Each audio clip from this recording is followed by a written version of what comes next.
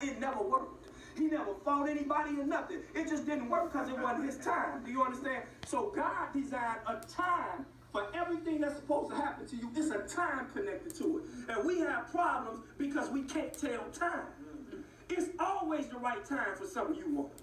It's always the right time. Think about it, y'all. God created the whole earth. He created the whole earth in 6 days. Everything Adam needed in the garden was created before Adam was put in the garden. If he puts Adam on earth before he creates anything, Adam is on earth without a purpose. That's why it's a time connected for everything.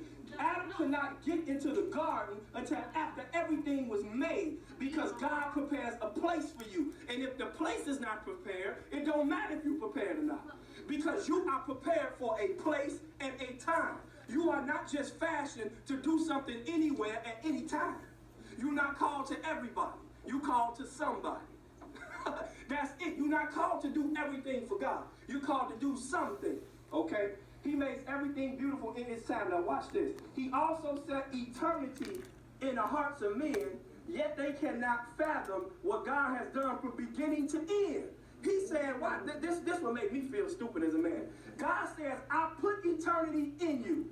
I put my mind in you. I put my intellect in you. I put my power in you. I put my eyesight. I put my ears in you. I put it in your heart, and you still cannot fathom or calculate what I'm doing from the beginning to the end." Do you understand? That's like me saying, "I'm going to give you the answers to a test," and you still not going to be able to pass. It's like failing an open book test, y'all. He said, "I put all of this in your heart, but none of you guys can perceive this, because that's just how great God is." You know why? Because if God showed you what your purpose was, you might not like it. That's why he don't tell you. He don't tell you, like if somebody had told me my brother was going to die this year, I would have told you whatever's connected to that for me, I don't want it, because I would rather him be here, right? But what if everything I'm doing, and I'm not saying that is, was connected to him dying?